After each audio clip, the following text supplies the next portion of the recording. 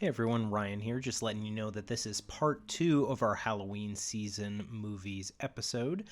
So if you haven't watched part 1, definitely check that out in the link in the description below. Thanks, and enjoy the rest of the show.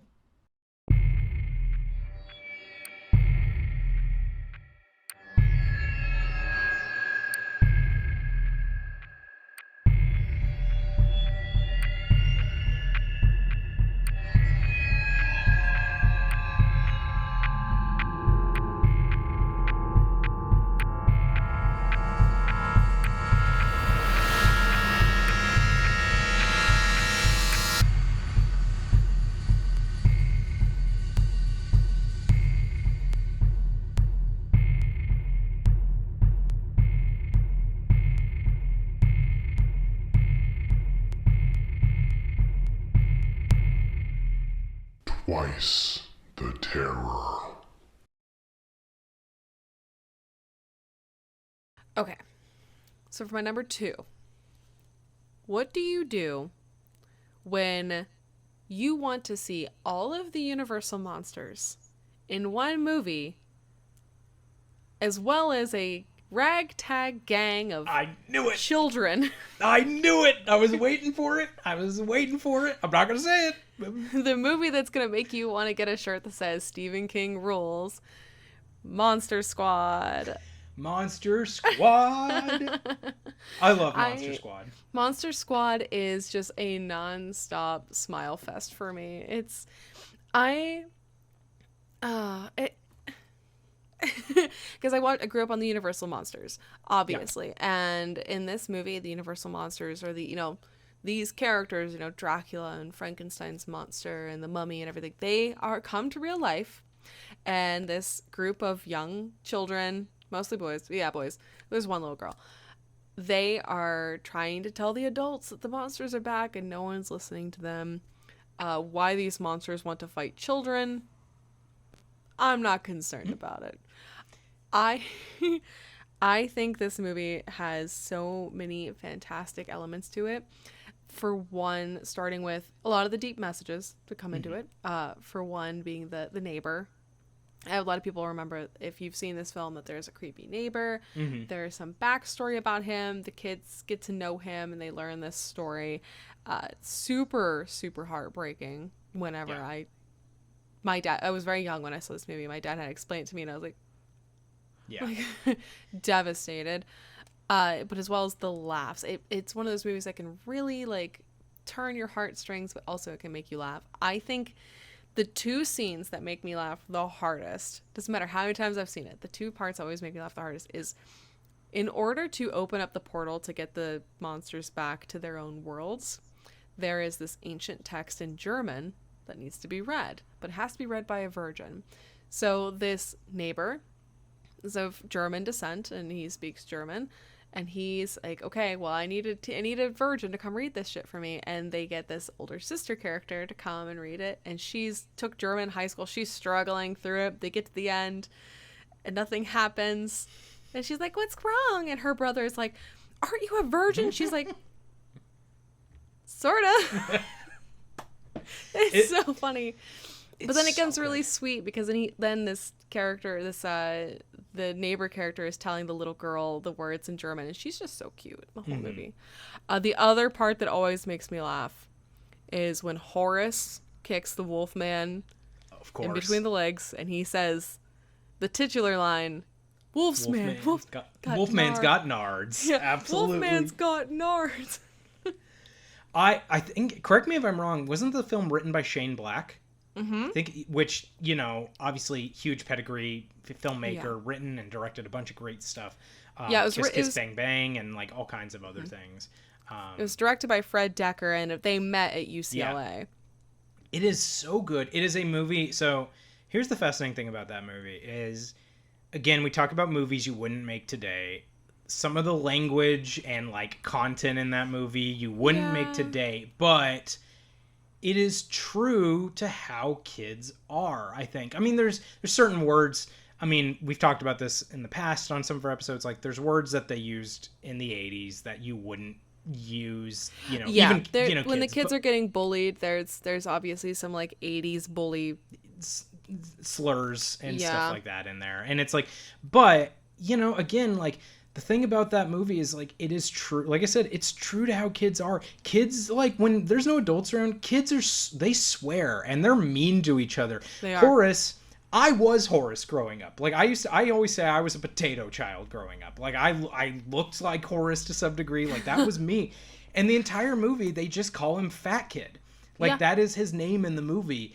And Horace, not to spoil it, but, like, as a kid who was, like, you know, a chubbier kid growing up and stuff, when he's got that moment towards the end where he shoots the creature from the Black Lagoon with a shotgun, and then the boys are like, what they say, like, nice shot, Fat Kid, or something like that, and Horace gets to turn around and go, my name is Horace. Horace. Every chubby husky kid, like, loved that moments like that Yes. growing up, like, because it was like, yeah, people, if you have not seen Monster Squad, go watch Monster Squad. Find it. It's so good. It's so good. And again, these kids are great actors.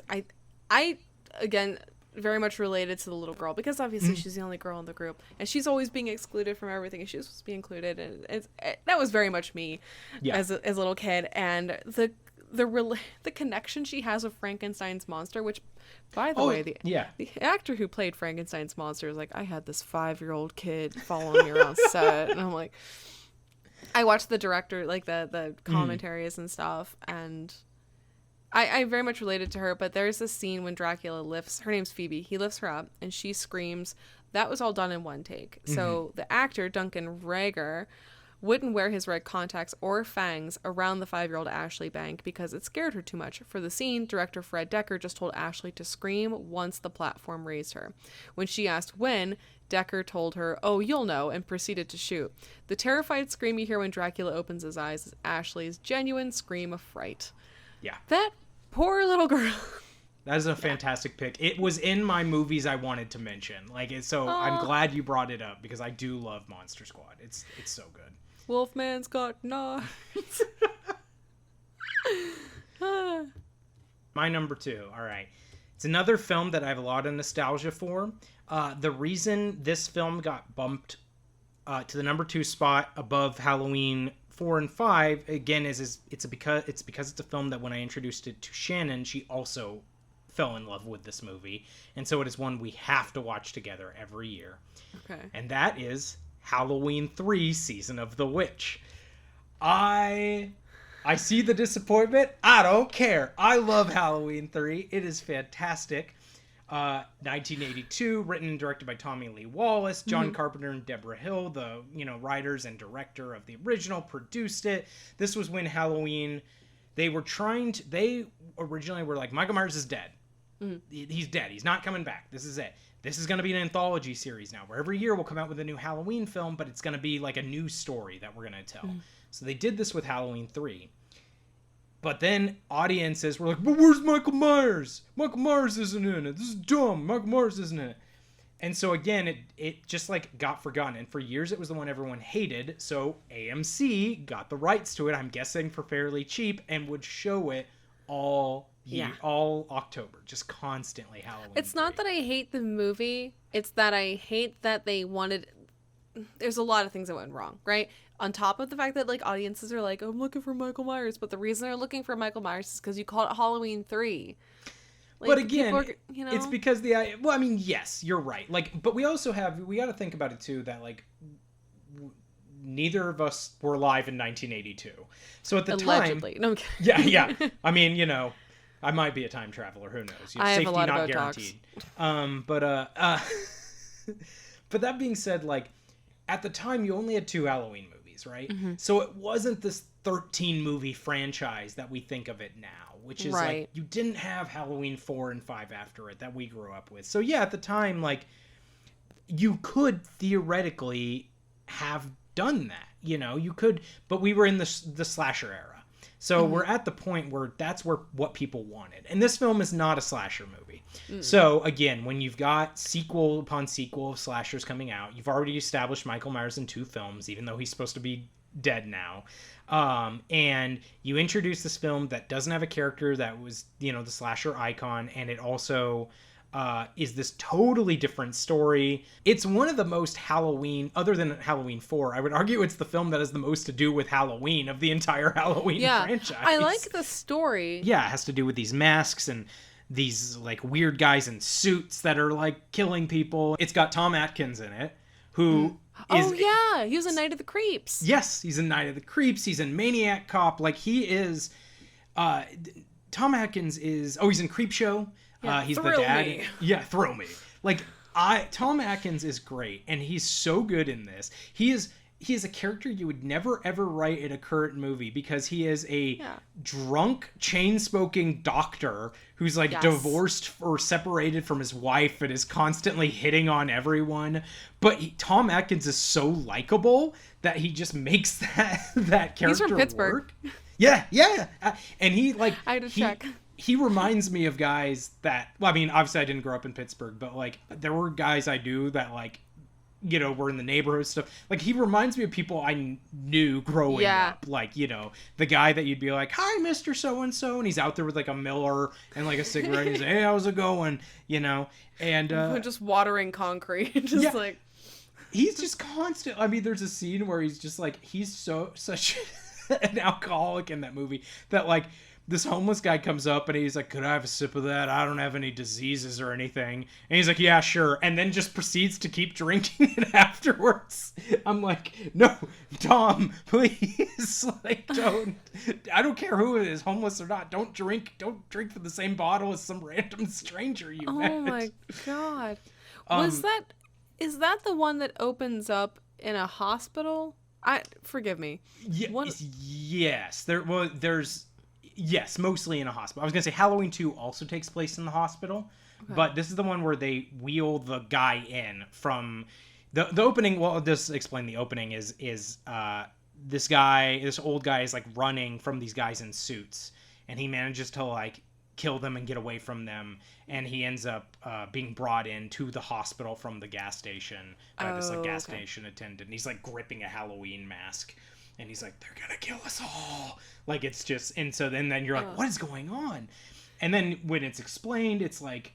Again, I won't go into detail what it is, but I personally like what the explanation is. There's some other character actors in it who are great. It has a fantastic death scene that pushes the boundaries of, like, taste to some degree. You know, there are a few horror movie rules, like, you don't kill the dog, you don't kill the kid. Mm-hmm. I'm not going to say which one, but this movie ignores one of those and has a great moment in it that is just like so well executed. It's a movie I grew up watching. It has gained a cult following. Some people love it. And not to mention, it's beautifully shot. And if anybody hates it, I always recommend giving it a shot again, putting your thoughts on Halloween aside, the rest of the franchise. Yeah. You know. Because let's be honest, there are far worse films in the series than Halloween 3 at this point. So, give Halloween 3 a break, people. Yeah. All right, so did we want to get into just our close calls, the ones we want to go into a little bit more detail than just random? All right. Well, what were your close calls? I didn't know if you numbered them or not, or how you... I didn't really number them, so I kind of like... Same thing, I kind of went for like sort of a random, like, what do I want to watch during the fall season kind of a thing. Or just now that I can sucker everyone into watching horror movies with me, because everyone wants to watch scary movies during October, these are the movies that I love to show people. Mm-hmm. So, for example, Eight-Legged Freaks. Oh, okay. I love David Arquette. The movie is so terrifying. People who are arachnophobes... This is the movie to fuck up their day. No one wants to watch this movie with me any other time of the year. So when it comes to be October, I'm like, hey, I got one for you. Okay. So, corn mazes, right? Very popular fall activity. And whenever someone does want us to do a corn maze, I'm like, hey, you know what we should watch after this? Children of the Corn. I love Children of the Corn. Probably because I am a child of the corn, what with being from Ohio and whatnot. I don't even know how to explain it. The movie is absolutely stupid, and I love it.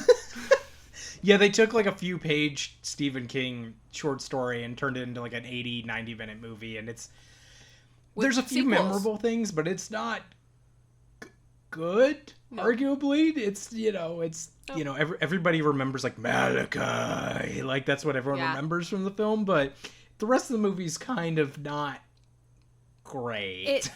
Yeah, how did that film spawn what, like 8, 9 sequels, and they're still making them, and none of them have been good? I don't understand. How does this franchise? And again, say what you will about it. Like, I'm not saying that like it can't have its fans. Look, I love film series that are arguably not great either. Yeah.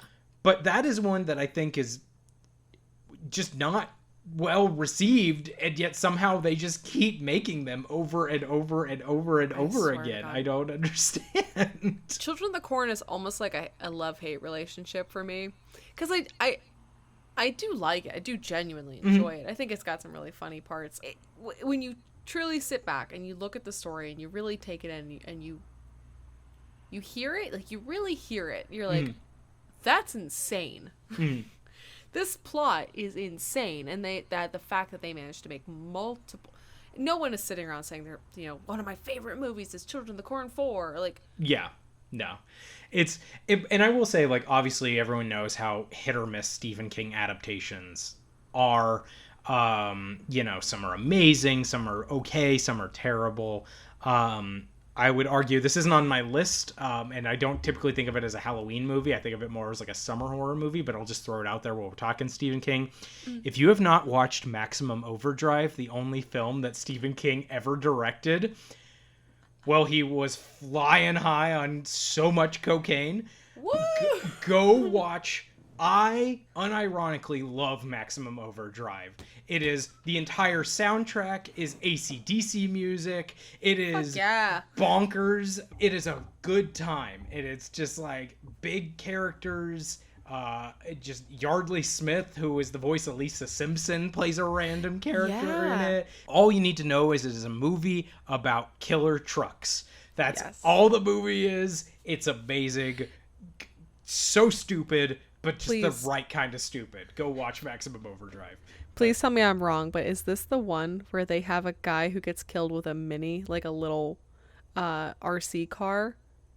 Am I thinking of the right one? I don't think anyone gets killed with an RC car in Maximum Overdrive. I'm trying to think. Please hold while we look it up. Yeah, ladies and gentlemen, this is extremely important. Trucks. Oh, here's the funny thing about that. Trucks is a remake of Maximum Overdrive that was remade for TV. Reality is dumber than fiction. It's true. It's true. But anyway, that's not Halloween Sorry. related, nor is it anything, but we were Nope. on Stephen King. Go watch Children of the Corn. Go watch Maximum Overdrive. Maximum Overdrive. Yes, absolutely. I mean, we wouldn't have the AC/DC song Who Made Who without Maximum Overdrive. And that song rocks. People say how stupid AC/DC's music is. AC/DC's music, like, they're like, it's too simple. The lyrics are dumb. I don't care. You put on an AC/DC song, I'm gonna be rocking out to it. Like, Fuck just, yeah. come on. But we are way off topic now. Oh, it doesn't what was- matter. We went on a road trip. We drove out to Delaware, and I tell you, if we had an AC/DC like album on while we were driving, we would have gotten there in half the time. It's true. Because it is road trip music, and I love that. Yep, it's so good, so good. And if you love it, you'll love Maximum Overdrive. You're gonna love Maximum Overdrive. Oh my god. But What, anyway, what is this show? What is it that we do? we discuss the movies no one else will discuss. No one else wants to. Another one. Blade. The Wesley Snipes one? Yes. Okay. Interesting, not Blade 2. Most people like Blade 2 more because it's the Guillermo del Toro one. I like it. I don't get me wrong. I love the Guillermo del Toro one, but the reason why I picked Blade 1, and this you're gonna think, Kat, what the fuck? But the reason why I have such an attachment to Blade 1 is because of the opening scene. When they go to that club and everyone's dancing and like there's strobes and rave music and all this shit, and then the fire extinguishers up ahead go off and it's blood coming out. Yeah. And then all the humans realize, oh, this is a vampire club, and then shit gets weird. But I really love that opening scene, and it's because I am a retired 90s 2000s goth kid. Eh, not fully retired, like I'm collecting social security or so of some kind. And I was thinking like that's what I want to do. Now in retrospect I'm like that's crazy and also a health hazard. Yeah. Health code. What is that? But no, I was like, that would be so fucking cool. I don't know why. I was an edgy little shit. Don't listen to me. One of my other close calls as far as kids movies go, Under Wraps. Oh, Under Wraps, yes. I love Under Wraps. It's just fun. Mummy. Now they did remake it apparently, which I did Yeah, not see. I didn't But watch yeah, it either. one of those Disney Channel original movies, the DComs, if you will, that is solid. I mean, that was one thing that Disney did right during the Halloween season. Like they never quite reached the highs of Nickelodeon or Cartoon Network, No. but they would show all their scary Disney Channel original movies. So that's when you'd see. You would see Halloween Town, of course. You would see Under Wraps. You would see Don't Look Under the Bed. Oh, Don't Look Under the Bed was fantastic as well. Love that one. Phantom of the Megaplex. I love. Yes. So you would so good. I actually went back and rewatched Phantom of the Megaplex like a few years ago, and I was like, for what this is, this holds up shockingly well. It's longer than I remembered. I think it's like approaching like 2 hours. I was like, Jesus, this Disney Channel original movie is crazy long. But yeah, and also those teenagers care about their job way too much. it's true. Yeah. That was the only part that, like, as far as like there being a phantom in a movie theater, I was like, sure. But when I saw teenagers giving a shit about their theater job, I was like, this is unrealistic. It's true. It's very true. Yeah, definitely. Under Wraps is a lot of fun. Like I said, all those Disney Channel original movies. I might as well jump in with this one while we're there. That was my number. If I only did up to 8, but like if I had to rank them, that was like my number 7 was Halloween Town. Okay. Halloween Town is it's so cheesy and it's Perfect, not quite. It doesn't. It's not gonna scare you by any stretch of the imagination. No. It doesn't even try to. But in terms of just Halloweeniness. Like, it's fun. It's just... Debbie Reynolds. Yeah. It's cozy. That's the best way to describe it. It's cozy. It's fun. It's silly. It's just, yeah, it's a good time. And It's even the what you second one. watch. Oh, I didn't see the second one. Is that the one when they go to college? No, that's like the third one. It's Calabar's Revenge is the second one. Oh, okay. Yeah. So, the second one's pretty good. Then they suck. But, I'd say, like, Halloween Town is that movie you watch when you bake those Pillsbury cookies with the fucking pumpkins in them. Yep. It's the daytime Halloween movie. It's the movie you want just kind of on in the background, like you said, while you're putting up decorations or you're baking or you're carving pumpkins or that sort of thing. Like it's fun. Do you remember Lady in White? Lady in White. Yeah, it's 1988. No, I've never heard of this. Oh, it's so good. My dad got me on this movie, of course. My dad got me on all these movies. What the fuck am I talking about? So it was directed, produced, written, and scored by Frank LaLoggia. And it is a supernatural mystery, but it takes place on Halloween. So essentially the premise is a young... Yes, sorry, continue. You know where I'm going with this. Mm-hmm. The young boy on Halloween goes to school in his little Halloween costume. He gets locked in the school by accident at night, and he has to spend the night there, and he overhears ghosts, and then he becomes involved or invested in this essentially a murder mystery. Mm-hmm. It is a beautiful story, I believe. I think it is very beautifully told. Also, it's a huge fear of mine to get stuck in a building by myself at night. Yeah, it is a movie I had never heard of until I was watching. I think it was one of the In Search of Darkness documentaries, which are like if people don't know what that is, basically like they're like 5-6 hour documentaries each. There's 3 of them, and they basically dive into every single horror movie that came out in the 80s.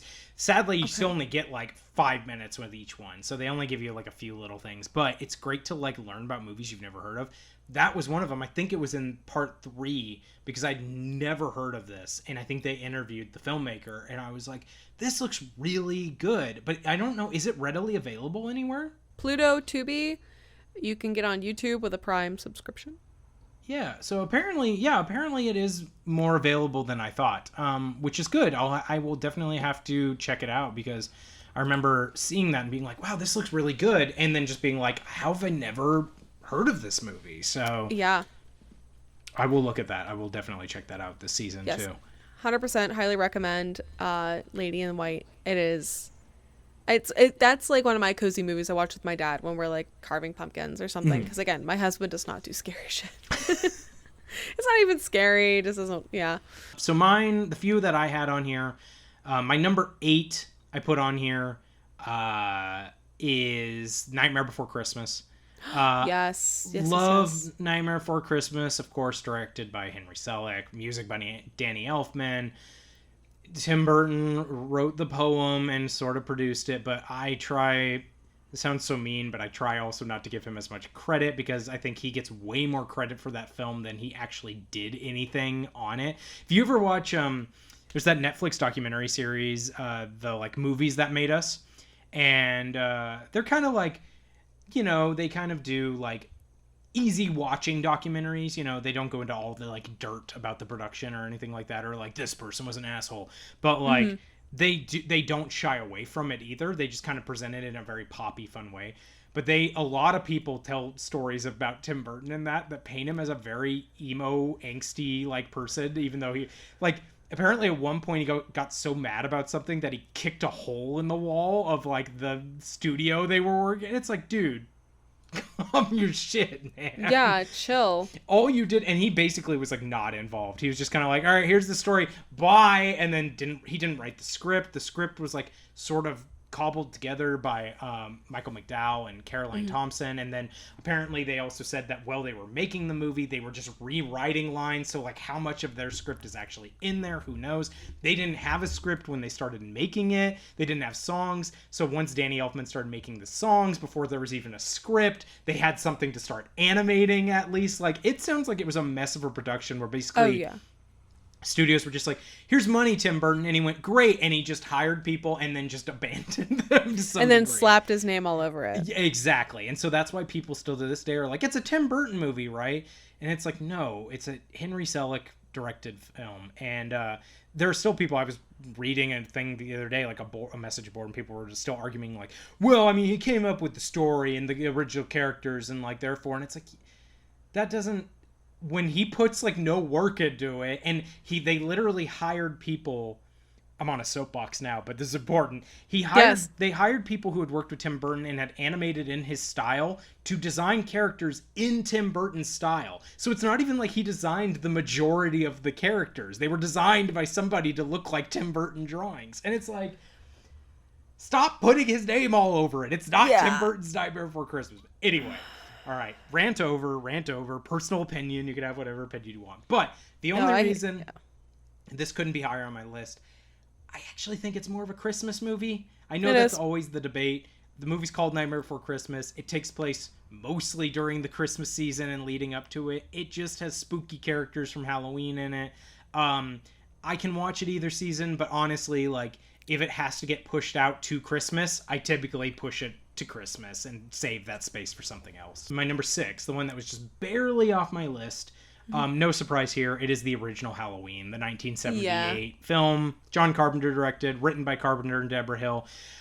I mean, there's really nothing left to say about this movie. It is a masterpiece. It started the slasher craze, even though it was inspired by other films like Black Christmas before it, and even Psycho to some degree and things like that. I mean, it's simple, it's effective. Why is it not higher on my list? You know, basically it's what we talked about. I have more nostalgia. As much as I watched it every year, I definitely have way more nostalgia for later films in the franchise.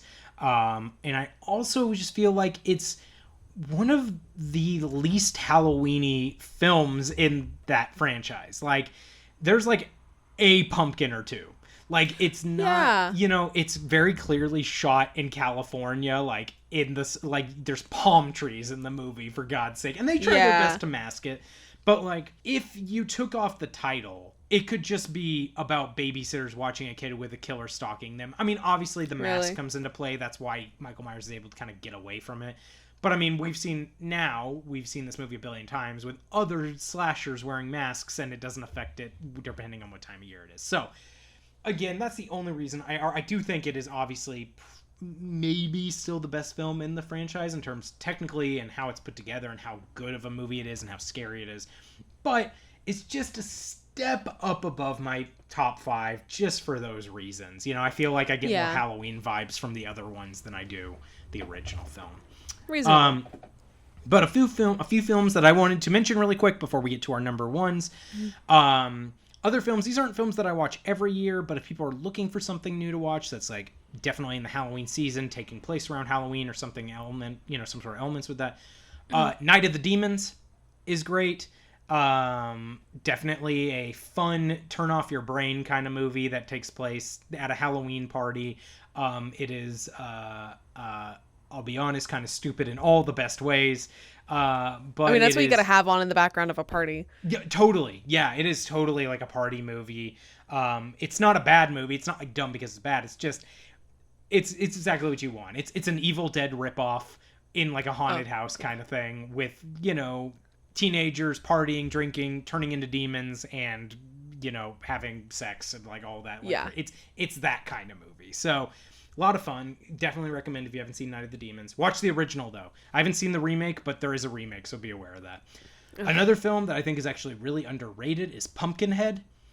Yeah, Pumpkinhead. Pumpkinhead is really, really good. The first time I saw Pumpkinhead, back when I was like a teenager, I didn't love it as much because it was always kind of presented as a slasher movie, and it is not.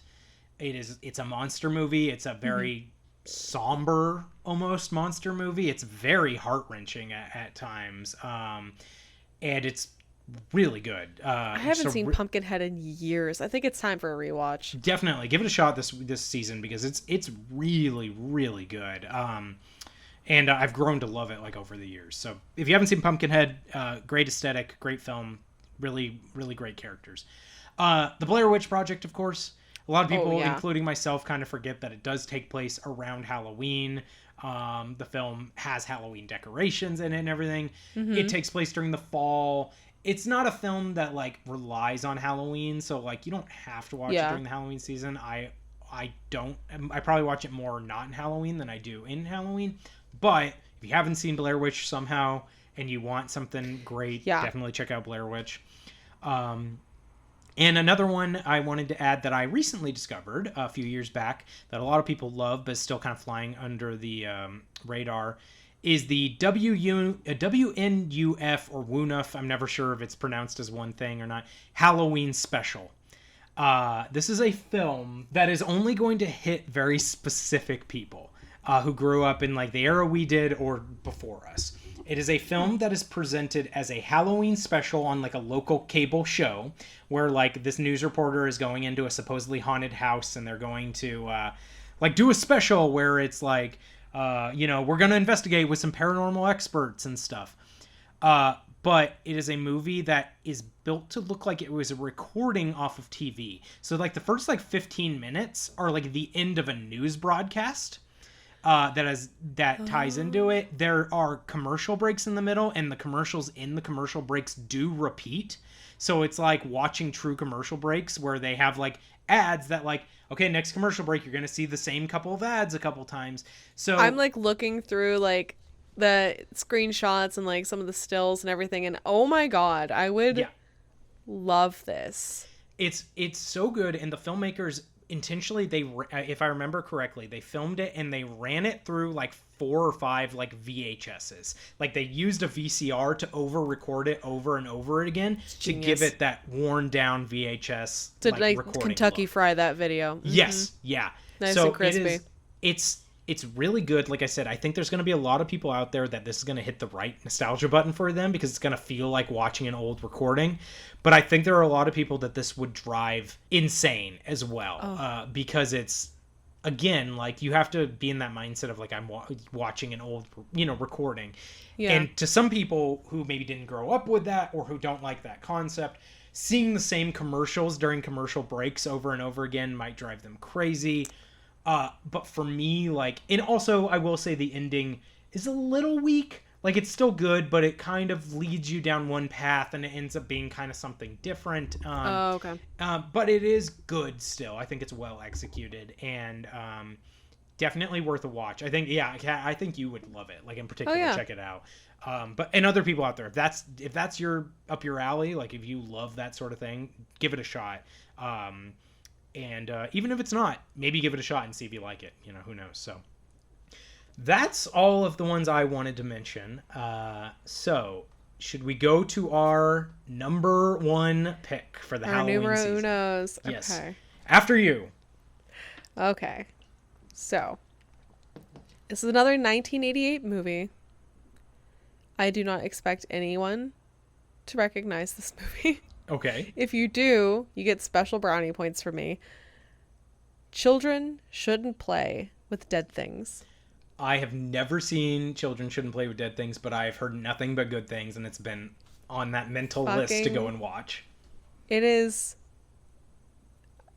No words. I mean, so the movie is by Bob Clark. It's directed by Bob Clark, who had also done A Christmas Story, Black Christmas, and Porky's. Yep. This movie was filmed over 14 days on a budget of $50,000, and he used some of his college friends to make it. And the premise is that a theater troupe goes to a remote island not far off the coast of, like, I think Florida. And they end up in a cemetery where they are going to do some bizarre acting exercises at the behest of their very Charles Manson-esque leader named Alan. Alan convinces them to dig up a corpse and throw him a birthday party. They don't really like that. The bodies aren't really super cheesed about that. But really what happens is that Alan wants to hold a satanic ritual. Now this is like... The movie was made in the 80s, but this is kind of still riding on the satanic panic. Like, it's got very strong 70s vibes to it. But he wants to hold a satanic ritual. My favorite character in this whole thing is Val. Very insulting, very witty. Alan's like, oh, let me give you the tour of the house. And she's like, oh, yeah, the 10-cent tour for only 25 cents. Or like, yeah, for only a quarter. So he gets into a grave. This is my favorite part of the movie. He gets in the grave and he wants to do this satanic ritual. And it's very lackluster. It's just a poor performance. And Val's like, get out of the grave, Alan. Get out of the grave and let an artist show you how to call a curse down on Satan. And she gets in there and she, again, bitch serves. She read Satan for filth in this moment. And obviously that's when bodies start crawling out of their graves and coming after them. So it's a great zombie movie. The effects are actually pretty okay, you know, for a film of that budget, you know. I feel like a lot of the money went into the special effects and well spent it was. It's funny, the characters are goofy. It's a great time, and I love watching it at Halloween because I just like, what do I want to do on Halloween? I want to hang out in a graveyard. Sure. No, absolutely. I mean, Bob Clark, God, what a director. There's very few directors I can think of who can jump from horror movies to comedies to family films to, you know, teenage sex comedies and like all this to like Bob Clark. For as few films as he directed, because he didn't direct a lot, I think he unfortunately died in like a car accident or something. Like tragically, he was not that old when he passed away. He just has a body of work that is just so fascinating and just so well executed. Like he invented genres. Yeah, truly a deeply talented individual. Yeah, I mean, the family Christmas film, like with the kind of dysfunctional family, that's thanks to Bob Clark. Like before that, it was always, you know, rose tinted glasses when it came to Christmas. It was white movies. Christmas. Everything was white Christmas. And then you got Bob Clark where, you know, you could have your Christmas Story, and that's when you start getting things like Christmas with the Cranks and Christmas Vacation even. Like, yeah, you know, National and stuff Lampoon like, and yeah. stuff. Yeah. Like, that's all thanks to Bob Clark. Black Christmas, arguably, like, is the proto-slasher. Like, Halloween, Bob Clark and John Carpenter were friends, and Halloween borrows a lot from Black Christmas and just changes it ever so slightly to make it more almost marketable. Because Black Christmas, it's so good. It's so good. And God, it's just the nuances in Black Christmas in terms of like how detailed the characters are, that they're not one note and they're complex and they're dealing with themes that like in the 70s was just like Right. you would not talk about. And again, even Porky's like is a film, like I said, like you wouldn't make a sex comedy like that today, like you just wouldn't. But because of that movie, you have so many movies in the 80s that were just it started a whole Revenge of the Nerds, I think, came out not long after.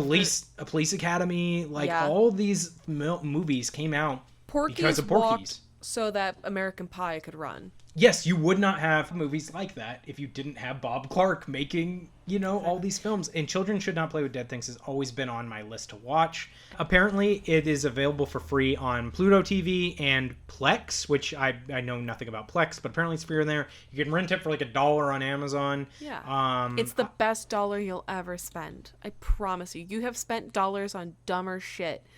Spend $1 on this. Like I said, you get the 10-cent tour for only $0.25. All right, my number one. There was no question in my mind that this was going to be my number one. Again, it's a film that since it came out, I have watched it every single year. It is a film that for years I introduced to people to tell them how good it was when nobody knew about it. It has since gained somewhat of a pretty big following. Same with when I introduced it to Shannon. She immediately fell in love with it. And it is 100% the film that we have to watch. I think we've missed it 1 year, and we had good reason. We were on our honeymoon. But other than that, every year on Halloween, we have to watch it. And it's Trick or Treat. It is the 2007 Michael Daughtry film, directed and written by him. He's the same guy that made Krampus. He wrote X2, the X-Men United. He directed that Godzilla King of the Monsters film that came out, but whatever about that. Trick or Treat, for people who don't know, is a film. It's a horror anthology that takes place on Halloween with plenty of like wraparounds and stuff, and all the stories kind of connect with each other about the rules of Halloween. Essentially, there is, I don't think, a film that exudes Halloween energy more than Trick or Treat. That is the movie. It just captures the atmosphere of the season. The stories are great. It's funny at times. It's really creepy at times. If you haven't seen it, it's done in vignettes. So you have five different stories that all tie together slowly over time. And I think it's so well done. It's so well done. So the backstory of it is it was supposed to come out in theaters. They announced it it's filmed and done in 2007, and from what I understand, Warner Brothers got cold feet about it, apparently because of some of the violence against kids in the movie or something. It's unclear exactly. And you say that and you see the film and it's like, yes, there is, don't get me wrong, but it's also very tongue-in-cheek. It's not a movie that takes itself all that seriously without... It's hard to describe because it has that balance of... It's like an EC comic. It's the closest thing to Creepshow. I think it's actually better than the Creepshow TV series that's out now in terms of feeling that same tone. Funny but scary and demented, but you're laughing, and it's really good. And apparently Warner Bros. Got cold feet and shelved it for 2 years until they finally were just like, just kind of put it out on Blu-ray. And I started following this story online. I think it was maybe when I discovered Bloody Disgusting or Dread Central or like one of those horror movie websites. And I was like, what is this movie? Because it only played at like 2 festivals before that. And so finally, when that Blu-ray came out, I was like, I have to see this movie. So I went out that day it came out. I bought it at Best Buy and I watched it. And I was like, I love this. I love everything about this. I love how it's put together. I love how it's written. And it was a film that I started to pass around to people and be like, we have to watch Trick or Treat. You haven't seen Trick or Treat? We have to watch it, especially around the Halloween season. It has since obviously gained a huge following. There's people that don't even realize that it was never in theaters. They love the movie, and there was this joy to be able to introduce it to people. You know what I mean? And now there's less of that because now you can go into Spirit and like you buy all the Trick or Treat merchandise you want. You can buy little figures of Sam or photos of the bus incident and things like that. Like But that does not take away from how good the movie is. In fact, actually, it's one of those films that I argue is like, it's nice that it finally is getting the recognition it deserves, because it was such a fantastic movie and it deserved to be recognized by an audience when Warner Brothers was just kind of like, just get rid of that. Doesn't matter. What was your favorite storyline? Like, out of the 5 stories, which one? I know it's hard to choose. It is hard to choose. My favorite story is the last one. It's Brian Cox as Mr. Krieg. Who's like this old man who just hates Halloween. And it kind of just like, it's got that similar tone to like, almost like E.G. Marshall in Creepshow, where he's just like this old man who's like a shut-in and he hates everybody. He's a lot funnier than like the E.G. Marshall, They're Creeping Up on You segment of Creepshow, which is another film, by the way. If you haven't seen Creepshow, go watch Creepshow. But anyway, I love that segment, but I love them all. I mean, the first story, I mean, technically there's the like opening story, which is great, and then you have a story that involves a principal that I won't spoil that's interesting, and then you have the story of the kids going trick-or-treating that are telling this ghost story, this really like messed up story of this bus full of kids that were killed, and then you've got the Anna Paquin story where she's like they're supposed to have this party, and her like friends are like, they're trying to like hook her up with somebody, and like, you know, it goes in like different direction and stuff. And then you've got the story of Mr. Krieg, the guy that just hates Halloween, and kind of what happens to him. But as you watch the movie, you'll see characters from different stories pop up, and like moments overlap on themselves. And it doesn't overstay its welcome. Like, as much as I love Creepshow, and I think it's one of the best horror anthology movies, it always feels long to me. It's 5 stories, and it's almost 2 hours long. Whereas this film is 80 minutes. You're in, you're out. All the stories feel like they have enough space to breathe. They don't feel rushed, and you get everything that you want out of them. It's stylistic. It's beautifully shot. And good Lord, does it look like Halloween and feel like Halloween. The one house with all the pumpkins. Oh. And it's like, it's what... The best way to describe it, too, is it's what Halloween feels like in your mind. Like, you know that growing up as a kid, not a lot of houses actually looked like that. But everything felt like it looked like that. You know what I mean? Everything felt like it had a billion pumpkins in front of it and all these decorations, and there were fall leaves all over the place. And it was just like, it exudes Halloween like no other movie, including a franchise called Halloween. I don't think anything even comes close to Trick or Treat in terms of... Oh, and just so everyone's sure, there is a film from the 80s called Trick or Treat, which is about like a rock and roller possessed by like Satan or something. I've never seen it, but I think Alice Cooper's in it, and Gene Simmons and all these people. But that's not the film we're talking about. We're talking about Trick or Treat. But Trick or Treat is how you pronounce it. But yeah, it's... If you're a fan of Halloween, sit and your you ass haven't down watched, and watch it. Yeah, you haven't watched Trick or Treat, what are you doing? Go watch Trick or Treat. Like, it is... Yeah, it's unbeatable. We love it. Like I said, this is the film that we have to watch Halloween night every single year, and it just never gets old. I love that movie. It's fantastic. But enough rambling about that. Those are our top picks, everyone. Definitely check out, if you're going to watch 2 of them, definitely check out Trick or Treat and Children Shouldn't Play with Dead Things, our number 1 picks. But any of these films you cannot go wrong with. And let us know, too, what are some of your favorite movies to watch during the Halloween season? We're always looking for new films, something we've seen, something we haven't. Honestly. Or even if you just mentioned something I haven't seen in a long time, please. Yeah, absolutely. So you can leave a comment on the YouTube channel, of course, or you can leave a comment on Spotify. I'll make that the poll for this episode, the question for this episode. Or you can find us on all the socials. Find us on TikTok, find us on Instagram. We do have a Twitter. We don't really use it, but we have it. So if you want to message us on there, you can. But definitely let us know, because we just love Halloween. We love talking Halloween movies. Right. And like I said, be prepared. If you haven't seen Crybaby Lane, next episode, I'm looking forward to it. I really am. So it's going to be a blast, everyone. One last note for anybody watching this the week that it comes out. Next week, on October 31st, 2023, so Halloween Day, we're going to have a special Halloween episode of Crybaby Lane. So you heard me talking about it in the episode itself. But yes, just be aware that our normal schedule of every other week does not apply for our Halloween episode, which is going to be a special episode. So check it out, October 31st, Halloween Day, Crybaby Lane. We hope to see you all there. All right, until next time.